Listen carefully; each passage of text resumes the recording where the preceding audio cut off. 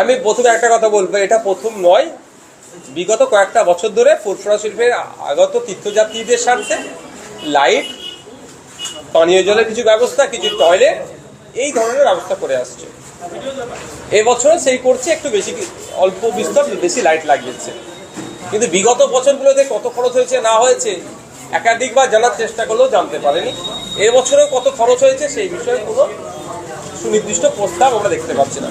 বিগত বছরগুলোতে ফুরফুরা শিল্পের পীরজাদাদেরকে নিয়ে আলোচনার ভিত্তিতে ফুরফুরা শিল্প উন্নয়ন পরিষদ থেকে শুরু করে এখানকার এসডিও থেকে শুরু করে এসপি থেকে শুরু করে যারা লোকাল বিধায়ক আছেন সবার নেতৃত্বে একটা আলোচনা করে একটা ওয়ে আউট হতো, চক আউট হতো।